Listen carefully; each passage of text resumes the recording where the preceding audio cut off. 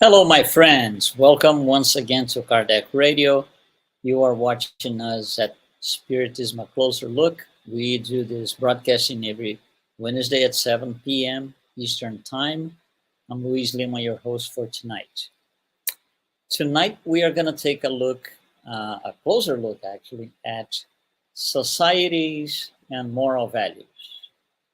It's a very, I would say, uh, it's the latest and the greatest subject because it looks like all societies, all modern societies across the globe are living very turbulent days.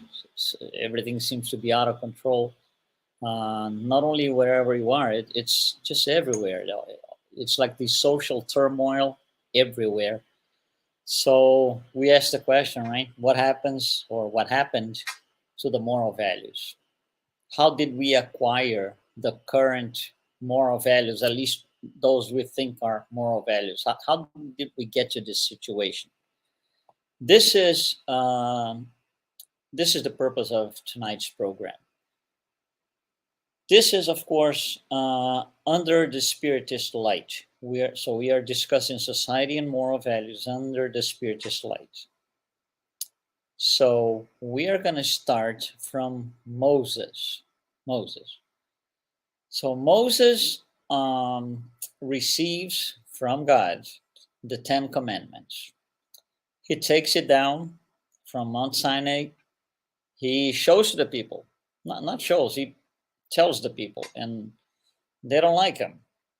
And of course, they don't like him because until then, there were nothing, let's use the word formal. There was nothing formal about, morality or behavior, not really anything like this. An easy one to understand is don't kill. So just think it, try to, place yourself in the days, in those days. So everybody can kill everybody before the Ten Commandments.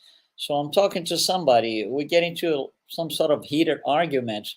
The easiest thing to do is run the sword through his body, her body, and go on with my life. And somebody's going to do the same thing to me later. So those were, of course, turbulent days, but there was a tremendous lack of knowledge, at least in terms of morality. So Moses comes down, and one of the statements is, "Don't kill." Now think about this: if you are killing people every day, left and right, at leisure, just feel like killing people, yeah, just kill it. Run the sword through their body and done. And then you get something like this: you can kill. So the first reaction is, what do you mean? How come I can't kill? Because I've been doing this every day for as long as I can remember. So, it generates some sort of, I would say, maybe rebellion, revolt in that sense. So people don't like it.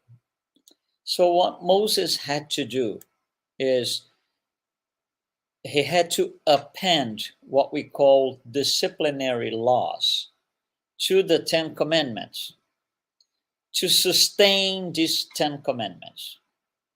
So he takes the Ten Commandments, appends or creates 613 disciplinary laws, and that is known as generally as the Mosaic law. But only 10 are really divine laws. So when Jesus comes, he says, I don't come to change the law. I didn't come to change the law. He's talking about the 10 laws, not the 613, because those are disciplinary, man-made, man-written laws that absolutely will change with time and place. That's how society evolves, by the way. Changing disciplinary laws, adjusting social laws, and so forth. But anyhow, Moses comes, he presents the laws, people revolt. So he has to take this attitude, using a more modern word. He has to be this dictator imposing the law. Otherwise, the peoples are not going to follow it. They're not going to give it any, any importance. So he does that as, like, again, using a modern word, as a dictator. He imposes it. Okay, time passes, then Jesus comes. And the first thing Jesus says is, I don't come to change the law or to break the law, which we already explained, the 10 laws, not the 613. So Jesus doesn't come as an imposter. He didn't, he comes as a counselor. He comes as a counselor. He will counsel people. He will say, of course you can do this, but if I were you, I wouldn't do it. So putting these two things together, right? Taking the example that we started earlier, don't kill. So don't kill is a divine law. With Moses, and from there on, we append a disciplinary law that could be, let's just say, you cannot kill. If you kill, you're going to go to jail. You see, if you kill, you're going to go to jail is not a divine law. It's a man-made disciplinary law to sustain the moral value. So there's a reason for that law. The law, the man-made or created law has a purpose to sustain a moral value, which is, keep life, don't kill. And Jesus will come around and he will counsel people. I wouldn't kill. So he was not imposing, you cannot kill, don't kill. He would come as a counselor. And he does that to the adulterous woman. He will say, if I were you, I wouldn't do this again. So just go. He's counseling. He comes as this great counselor, friend in that sense. And then later on, with Spiritism, brought to us by Allan Kardec in 1857, Spiritism comes as an explainer. Why? It brings the answers to the whys, the hows, the whats, the wheres. So, for example, coming back to the example, don't kill, divine law.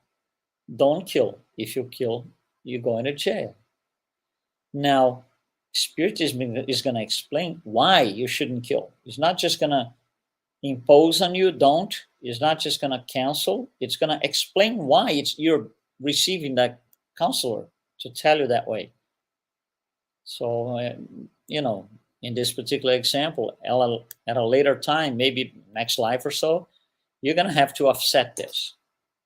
So this is what Spiritism does. So the three of them, we call them three revelations, Moses, Jesus, and Spiritism,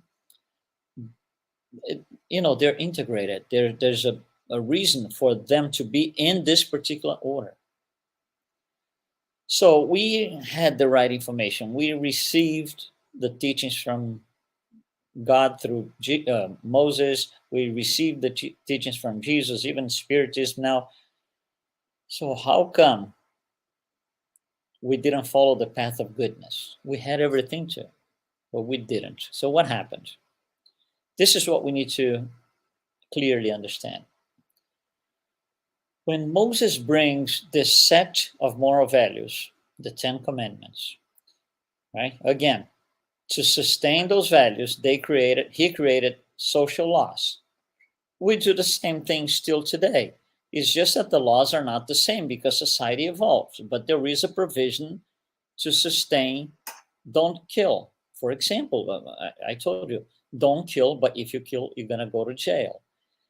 That makes me change my attitudes because contrary to the past, at Moses' time, where, we're talking to somebody, it gets heated, I run the sword through their body. Now I'm not going to do that because if I do that, I'm going to go to jail.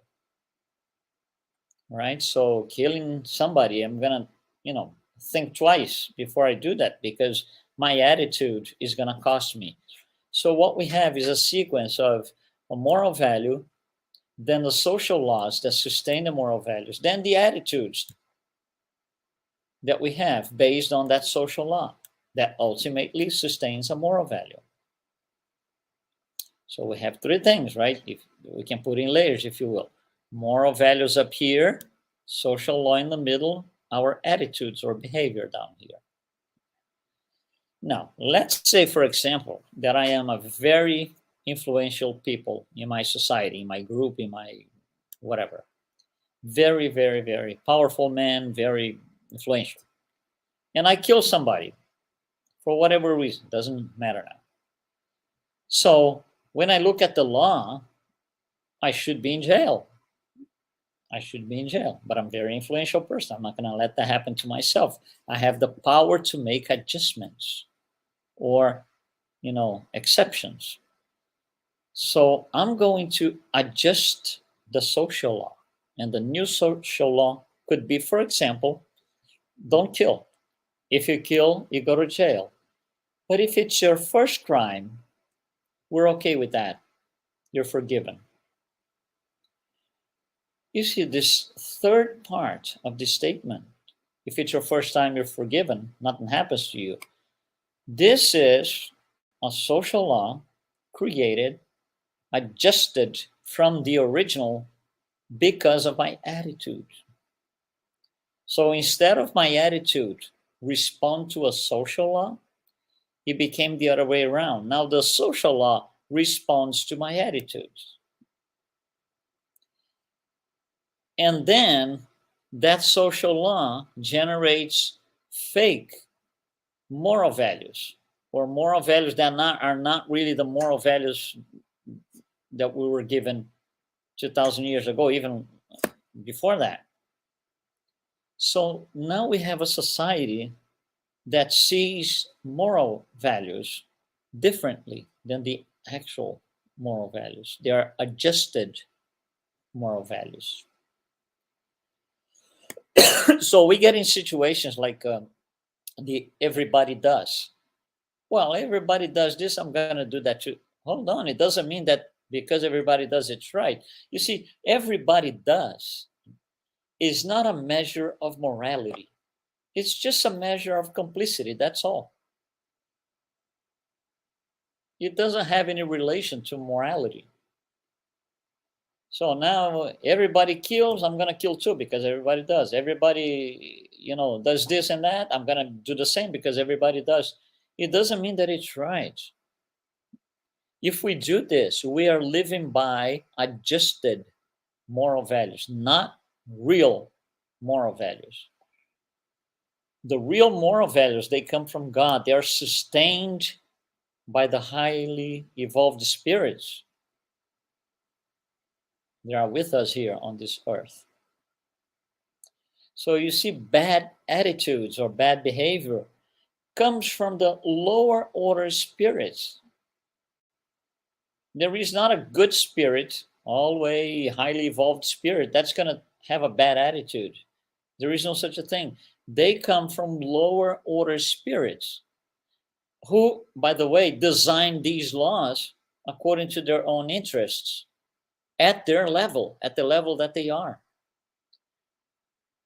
So they designed the laws here because that's what they think we all should be. And if we sustain that kind of thing, and that comes into politics by voting for people like this, if we sustain that, we are at the same level that they are. You see, this allows, sometimes it actually triggers violence, corruption, rebellions, revolutions, civil war, and it goes on and on and on. Because we are sustaining values. They are not really moral values, at least part of the group or the population or the citizens, whatever it is. And the other part is still attached to the actual moral values. So we have a tremendous clash of understanding each other. Because of that, not all of us in the same society across the globe are following the same moral values within the same society. So trouble comes up, shows up every day in our lives. See, the people who write these laws, the lower level spirits who write these laws, these adjusted social laws, they seek for others who can support that, who can support what they sustain. And what is that? Crime, oppression, corruption, the list is long. They're looking for people who sustain that. So when these people get voted by others, the others are sustaining that in a way, directly or not, but they are sustaining that. So we keep moving on and creating societies that are drifting apart, literally, from the moral values of reference. Less and less, we are using moral values of reference. We are using moral values that were adjusted to comply with our attitudes and our behavior, bad attitudes and bad behavior. So now we have a society in which the law allows for things that shouldn't be. When the moral values of a society do not match the divine moral values, those in reference, the society is at risk, unstable, lost. And anything can happen. Again, revolutions and civil war and so on and so. Because not everybody is aligned around the same concept of moral value. Everybody does is not moral value. Majority doesn't necessarily represent better moral values. It represents more people in complicity with an idea. That's all it is. So, with societies like this, being born out of attitudes, not out of moral values, who created distorted social laws and as a consequence, adjusted moral values, things start to get a little bit off track. And it keeps going off track until it's really far away from, the original morality that we all desire. So, for example, we are at a point, and this is everywhere, every country. We are at a point where kids at school, they have a higher voice than the educators. That's not morality as it should. That's reversed. That's attitude generating social laws and values. Right? So this is one of the values of our society. Kids at school have all the rights they can possibly imagine over everyone else. This is not a moral value. Moral value is kids are to be educated, not that they will do anything they want, educate others. No. So that is reversed. And with time, the people in power, by recreating these values through adjusted social laws, they start to change the meaning of things. They start to change the meaning of certain things and even words. For example, if you look around the globe, the word democracy doesn't matter where you are. Doesn't matter what country you were born, you live in. Look at the word democracy. What is the original meaning of the word democracy? Everybody has equal rights to participate in the society. In very simple words, that's what democracy is. When you adjust attitudes that generate new adjusted laws and new values, that concept does not apply anymore. You wouldn't have to create another word. But the people in power don't want to do that. They want to use something that we all agree on, which is the word democracy. So they use the same word, democracy, for something that uh, uh, doesn't allow for participation equal participation of everybody in the society. In certain cases, no participation at all, and they still call it democracy. You see, that's an adjustment to a concept, and it's a key concept in a society. And it goes on and on and on. We could take words and words, word after word here. That's not the point. We're bringing a general idea, a concept. How did we get to the point that we are? Again, simple answer. Because we have societies driven by values that were created as a perception of the law that we changed because we wanted our attitudes to be validated. So we validated our bad attitudes, bad behavior by creating new laws for the society. That's the everybody does. One person steals here, second person steals, a third, a fourth. When it gets to a critical mass of, let's just say 2,000, everybody does. Yeah, stealing is okay from now on. That's no longer a crime, no longer, you know, I'm not trespassing the law, anything like this. It is okay as of now. So it's really difficult. It's really difficult because to to get back to the original, all these cycle has to be undone, has to be changed. The values of a society cannot come from social laws that follow behaviors, that certify behaviors. We can't have that. It's the other way around. Our behavior, our attitude has to validate, has to follow a social law that is validated because it addresses and sustains and support a certain moral value. So if you open the gospel now, today, any gospel of any language, any translation, doesn't matter. You take one. Are you going to find things such as, if you're a pope, start a crusade? You're not going to find that. If you're a priest, start selling indulgences outside the church. Not going to find that. And you're not going to find a lot of the things that everybody does in our society today.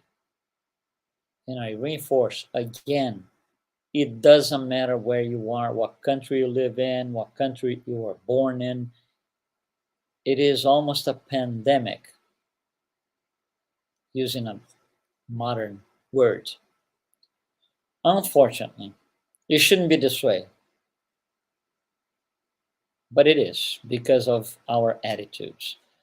And it's not only our attitudes, 8 billion people on earth. It is sustained by the other discarnates. We are a total of 26, 25 billion. It's mostly all of us. And that's why, by sustaining this line of thought, if you will, this psychic atmosphere, things happen the way they do now. Well, how many wars have we had in the last? I'm not going to go too far because the number is going to overflow. Say last 100 years. That's it. Last century. How many wars? And look at the reason for each of these wars. All right? Mostly it's because wars between countries, for example. Mostly it's because the values of the society in this country are not the same values of the society for this country. So they clash. And it could be wars inside a certain country, in an area, in a city, it doesn't matter.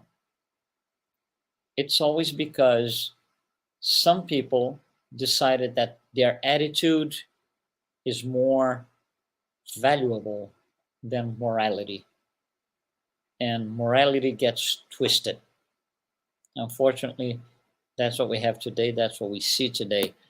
There's a lot of food for thought here. This is a huge subject. We do seminars on this thing. It's like 5 6 hour seminars. So I'm bringing the idea for you, and me too, of course. Reflect upon, uh, think a little bit more about it. There are some interesting passages, especially the ones about war in the spirits book. So we should read, study those at length, because the spirits brings us very interesting information in there. Okay, so thank you very much for participating on another Spiritism, a closer look. We will be here next week. Don't forget, Wednesdays at 7 p.m. That's when we broadcast our program. So see you next time.